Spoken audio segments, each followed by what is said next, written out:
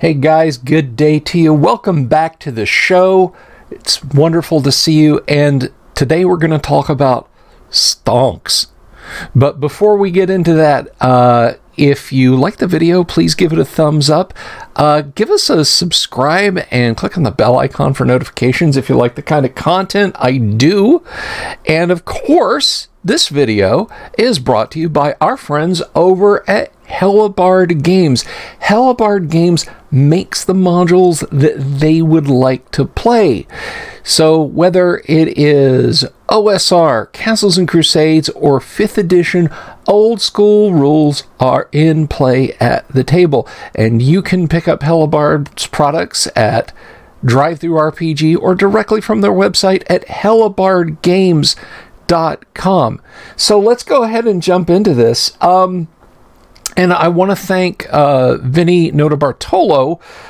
He is one of our subscribers, and he is a fan of the show, for sending me this. Now, guys, straight up, I am a D&D guy, old school D&D guy, but I have been watching Wizards of the Coast with a gimlet eye now for the last few weeks, and he sent me this link, and I kind of thought it was relevant. I should say this pair of links, and the first one is it's a very short one. Now, I'm no financial wizard, okay? I'm not. But one thing I can tell you is that markets do shift up and down, and I saw this little bit here, and it kind of it makes one wonder when you see, coupled with the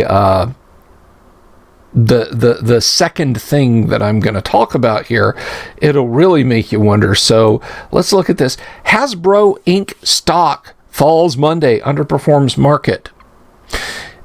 And you probably could pick 24 stocks just off the top of your head that you could put their name in. Microsoft stock falls Monday, underperforms market.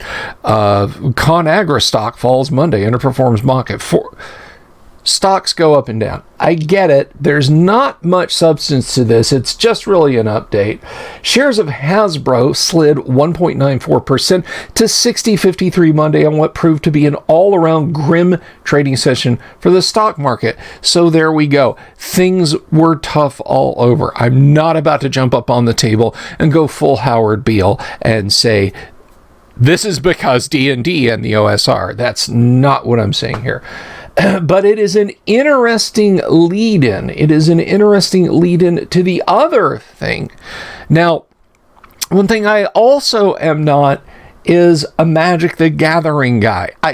It's a fine game, and I appreciate that lots of people enjoy it just for what it is, a collectible card game. But Vinny sent me this, and I thought this was super interesting, because this does talk again about stonks, about financial impacts and that sort of thing. And that is this piece here, wonderful piece of artwork. New Bank of America report slams Hasbro for MTG monetization. Bank of America is going after Hasbro over Magic the Gathering. So let's dig into this a little bit here. And this is, I'm going to link to both of these pieces. This is from mtgrocks.com. Throughout recent years, MTG players have been getting progressively more discontented with Wizards of the Coast parent company Hasbro. And a lot of you folks early on during the OGL blow up were commenting down in the comments below, hey, we Magic players have been getting screwed by Wizards for years. Where have you guys been? Or welcome to the party. And I appreciate that. So I wanted to, I kind of wanted to give you guys a little bit of a due here. So let's see, believed to be the reason behind many of WotC's dubious business decisions, Hasbro has faced consistent complaints from Magic the Gathering players. Typically, these complaints have always lingered in the background when discussing topics such as Magic's bloated release calendar. Recently, however, disgruntled players have been making their voices heard. Following the announcement of the 30th anniversary edition, for instance, Wizards of the Coast and Hasbro faced significant backlash from Magic fans. So much so, in fact, that Bank of America took notice, releasing a scathing report which condemned Hasbro's business practices. And boy, wouldn't it have been nice if D&D had gotten the same treatment. Unfortunately for Hasbro, their troubles didn't end there. After 4 months and just as many controversies, the Bank of America is back again, delivering another scathing report against the company. This time, Hasbro is being accused of destroying customer goodwill through over-monetization. Guys, this is exactly precisely what has been going on in the D&D sphere. And I think you're going to see some nasty parallelism here. In their initial report from back in November, Bank of America analyst Jason Haas accused Hasbro of killing its golden goose. My gosh, this is the D&D thing. This damning assessment followed waves of changes pushed upon MTG that angered and disenfranchised the game's devoted player base. Out of these myriad of changes, Haas claimed their main concern was that Hasbro has been overproducing Magic cards. Now, that's a little different from what we get in D&D. Beyond the confusingly crowded release schedule, this created the overproduction has devalued huge swaths of the secondary market products, crippling local game stores. Alongside this, the release of the much-mired 30th anniversary edition set was scrutinized by Haas for its excessively high prices. As a result of their damning report, Bank of America double downgraded Hasbro from buy to underperform. This accompanied a new stock target, which was reduced from 73 to just 42. Despite facing criticisms and their stock being devalued by industry analysts, following this report, Hasbro didn't change tack. Instead, speaking in a fireside chat with UBS Wizards of the Coast, President Cynthia Williams explicitly denied the overprinting claims. In aggregate, there's no evidence that Magic is overprinted. The sentiment Magic needs to cut print runs to support prices. That's a misunderstanding of our business and our customers. Following this dismissive response, MTG's lead designer Mark Rosewater would go on to explain why Wizards won't be slowing down. Utilizing a buffet metaphor, Rosewater reasoned that Wizards is trying to attract as many diners players to Magic as possible. Subsequently, it's within Wizards' best interest to release as many products as possible, as each player has their own taste.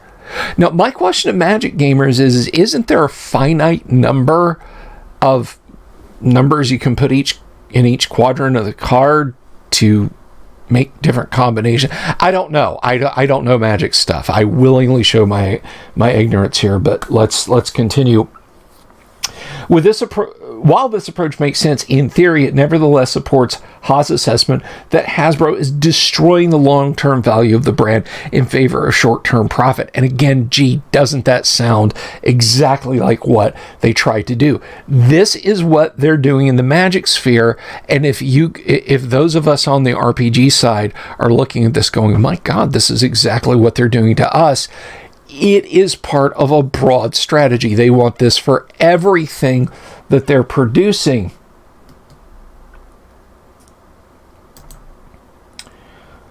So they go on to say, alongside affirming the rating of their stock, the Bank of America further criticized Hasbro for the handling of their brands. Within Wizards' segment, Hasbro continues to destroy customer goodwill by trying to over-monetize its brands. And what kicked this off? Cynthia Williams, former tobacco executive Cynthia Williams, I should point out, said, "Oh, Dungeons and Dragons is under-monetized and we're going to change that." And right here from Mr. Haas is the statement that's just wrong. Once again, the main issue highlighted by Bank of America, according to Business Insider, is Hasbro's focus on short-term profit. This approach continues to destabilize the brand's long-term health while frustrating WotC's devoted customers. And oh, look, we do get a nod. In early January, Wizards of the Coast was again subjected to immense backlash following proposed changes to Dungeons & Dragons' open gaming license. These changes would have introduced royalties and clauses that allowed Wizards to license creator-made content freely. Following the immense backlash, including a petition signed by nearly 70,000 fans, WotC canceled their OGL overhaul. While this may have prevented Bank of America from further lowering stock prices, it did validate concerns about Hasbro. Subsequently, with weak fan engagement with Hasbro's brands and fading appetite for Magic releases, the stock maintains its underperform rating. While Bank of America continues to criticize Hasbro for its business strategy, MTG players aren't entirely displeased, and I'll leave that to you guys in the comments. While reacting to news on Reddit, several MTG players highlighted how overprinting might actually be a good thing. MTG is a game, not an investment. I dislike WotC screwing over LGSs, but I think the pieces to be able to play the game being available is a good thing. That girl over there commented as Reddit user. This reeks of investor bro stench to me, which IMO is the worst part of the Magic community. Given how expensive MTG can be, falling prices are something that many a player can get excited about. However, other Reddit users, such as U Krulo, warned that overprinting MTG has potentially expensive consequences. All that model leads to is WotC releasing all new, more powerful stuff every set in order for people to buy the new sets. The most expensive cards may be $5 to $20, but you just have to rebuy everything, every set. It's a collectible and a game, not just a game. And collecting, maintaining, and building value is how many people primarily engage with this hobby.